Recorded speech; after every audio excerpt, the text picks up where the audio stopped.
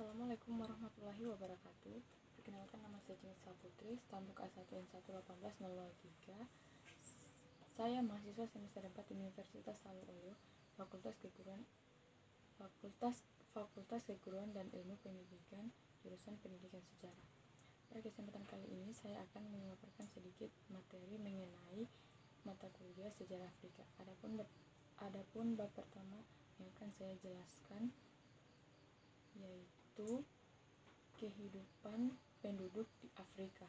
A. Kondisi geografis. Afrika adalah yang terbesar dari ketiga benua di belahan selatan bumi dan yang terbesar kedua setelah Asia dari semua benua. Luasnya kurang lebih 30.244.050 km persegi atau 11.677.240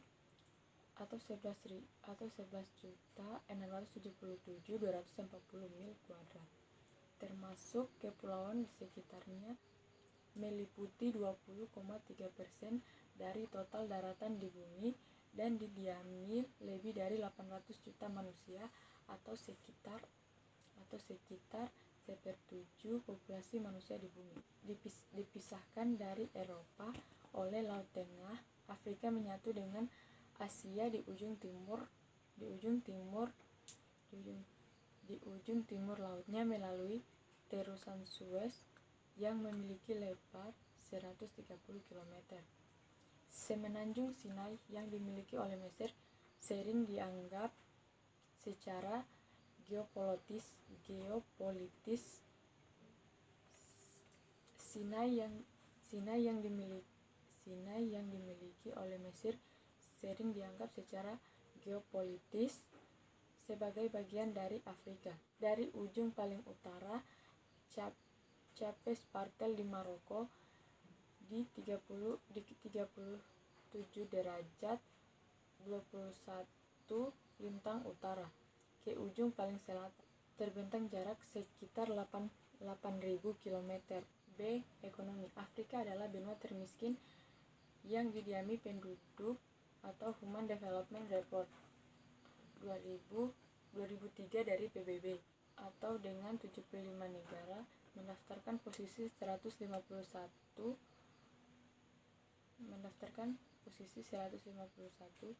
Gambia sampai 175 Sierra Leone sampai 175 Sierra Leone dan negara-negara di Afrika sampai 175 Sierra Leone dengan negara-negara Afrika. C. Agama. Orang Afrika memeluk agama yang berbeda-beda, dengan Kristen dan Islam sebagai agama mayoritas di benua Afrika. Sekitar 50% orang Afrika adalah Kristen, 35% lainnya adalah Muslim. Kurang lebih 15% orang Afrika memeluk agama asli Afrika. Sejumlah kecil juga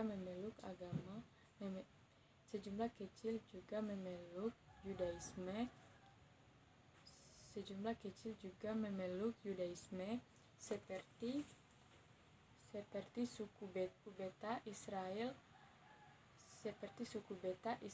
dan Lemba. D. Bahasa. Peta yang menunjukkan penyebaran kelompok bahasa Afrika dan beberapa bahasa Afrika utama. Bahasa Afroasiatik menyebar hingga Sahel dan Asia Barat Daya. Bahasa Niger Kongo dipisahkan untuk menunjukkan ukuran subkelompok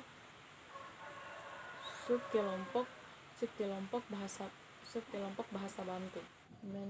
Menurut sebagian besar perkiraan, Afrika mempunyai lebih dari ribuan bahasa. Ada 4 kelompok bahasa besar yang ada di benua ini. Yang pertama, kelompok bahasa Afroasiatik adalah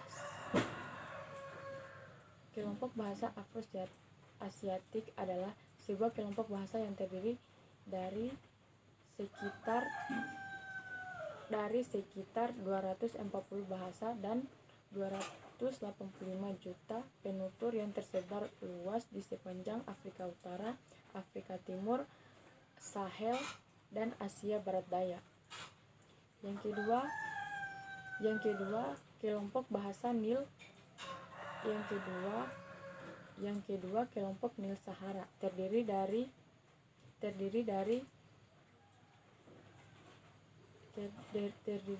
100 bahasa yang dituturkan oleh 30 juta orang. Bahasa Nil Sahara kebanyakan diucapkan di Chad, Sudan, Ethiopia, Uganda, Kenya, dan sebelah utara Tanzania.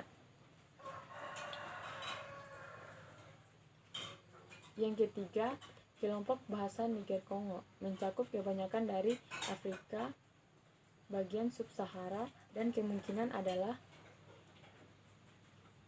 yang tersebar di dunia dari segi jumlah bahasa.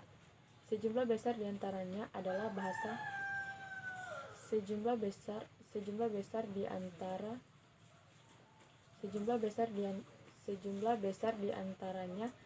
bahasa-bahasa Bantu.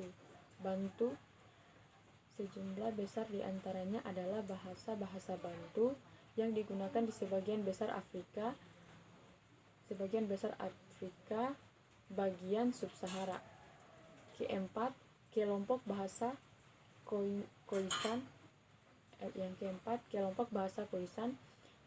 Kelompok bahasa Khoisan terdiri dari sekitar 50 bahasa dan dituturkan di sebelah selatan Afrika sekitar 120.000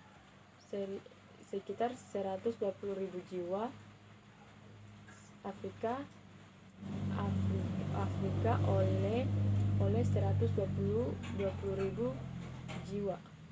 Banyak dari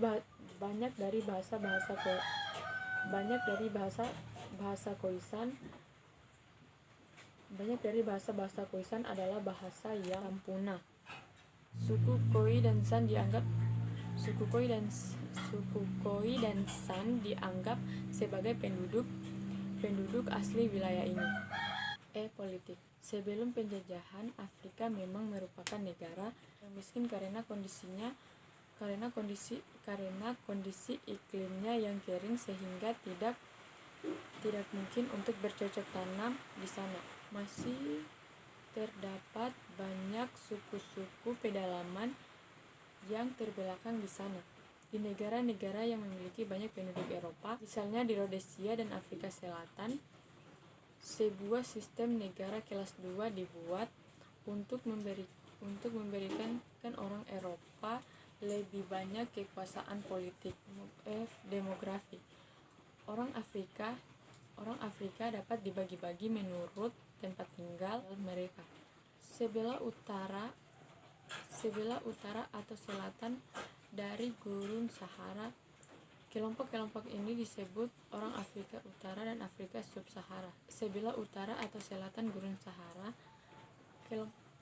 Kelompok-kelompok ini disebut orang Afrika Utara dan orang Afrika Sub-Sahara. Itulah tadi sedikit pemaparan materi dari saya. Saya ucapkan terima kasih. Wabillahi taufiq wal hidayah. Wassalamualaikum warahmatullahi wabarakatuh.